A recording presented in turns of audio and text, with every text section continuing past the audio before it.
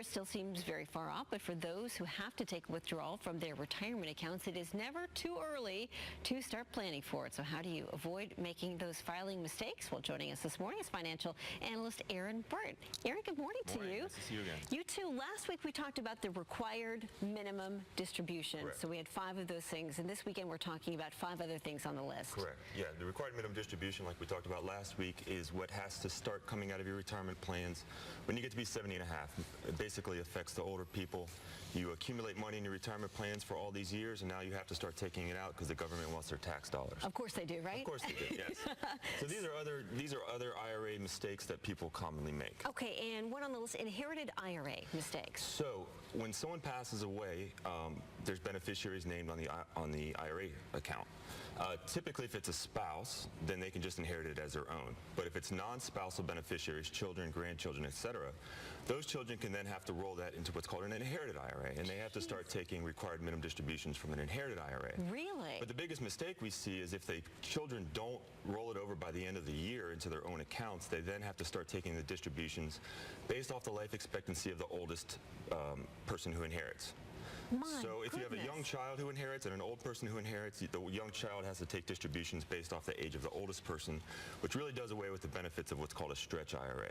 So this is why we need you, yes, because this is so complicated. This is why people come to see us. Okay, so the next one on the list, checking a particular schedule. Yeah, the 72T schedule. So 72T is an IRS code, which allows people to take withdrawals from their accounts prior to 59 and a half.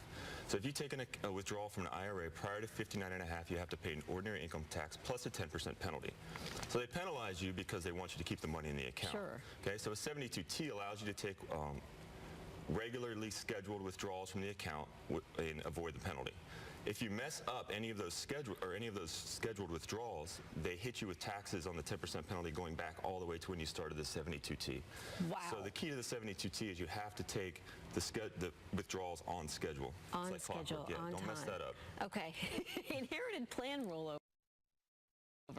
Yeah, so an inherited plan rollover has to do with if you, like we said, a beneficiary, somebody passed away, they have a 401k and you inherit it.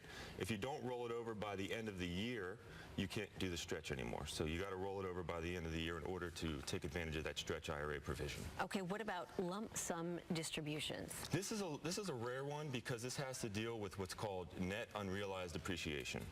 That only applies to people who have stock within their 401k accounts, okay?